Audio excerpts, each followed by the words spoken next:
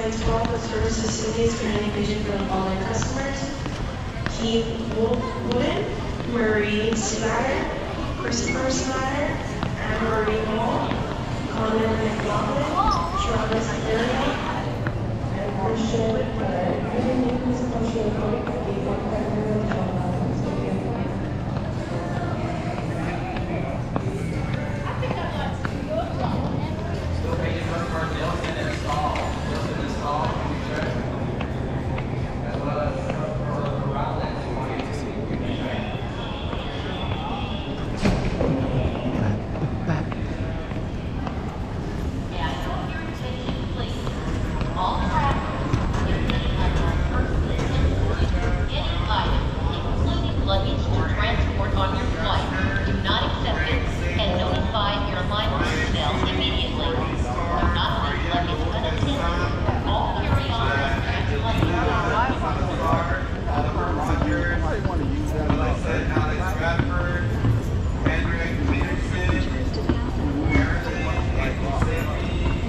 Approaching the end of the room, please exit with care.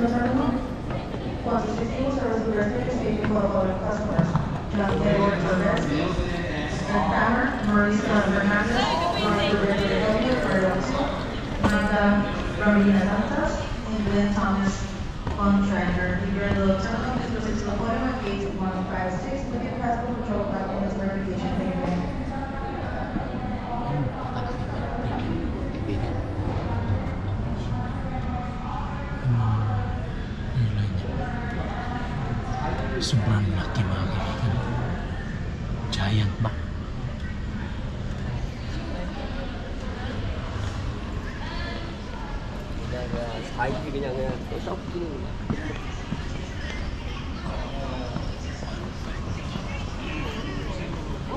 Attention to the terminal, promise to make all service facilities for engaging for the following customers: Keith Wood, Connor McLaughlin, Travis Area. Mga kaibigan, nandito na tayo. Saan? Grabing traffic. Grabing traffic mga kaibigan. Saan? Nangira muna, nag-rent muna kami ng sasakyan. Ayan oh. Yung mga kasama. Ito talagang anong oras doon? Nandito na ako sa Canada. Ano ate? Nandito naman ka na dyan. Sa Canadian. Nahilang. mga kaibigan, nandito na oh. Si Ate Luz Tobias Rodela. Mga kaibigan, dito kami sa biking mga kaibigan. Naka-line up na sila oh. Yan mga kaibigan, oh, biking mga kaibigan sa may Idsa ba? Ay, seaside ba?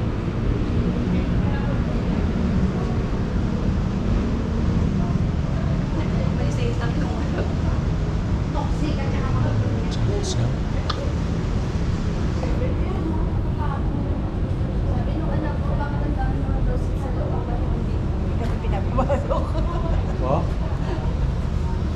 Kasi wala nung nakaupo lahat.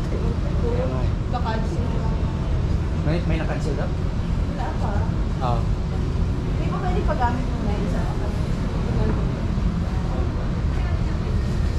Bawal talaga siguro.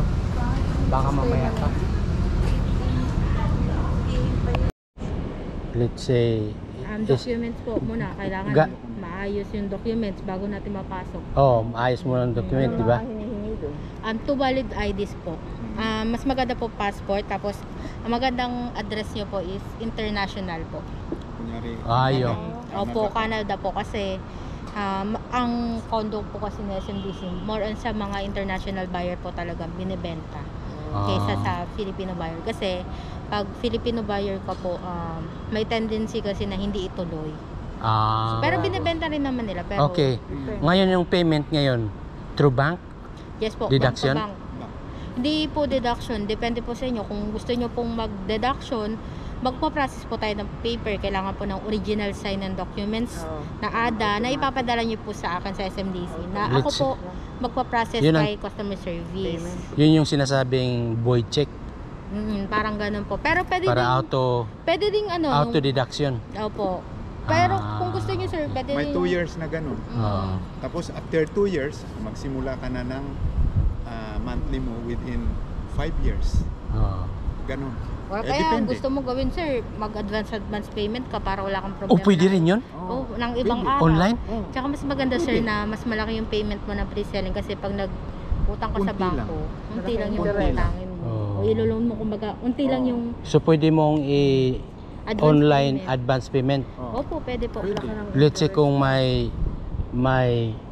let's say kung may 105,000 ako sa isang araw, Bibigyan ka ng lump pwede sum. kong Mm. maglagay ng lump sum na Oh. Opo, 5,000 parang every day. Opo, nababawasan na yung lump Oh, sum nabawa- mo. Mm. Kasi plus kunyari, ang interest, no? opo, kasi kunyari, may 5M ka na for lump sum balance. Ah. Ang ginawa mo, binayaran mo yung 2M.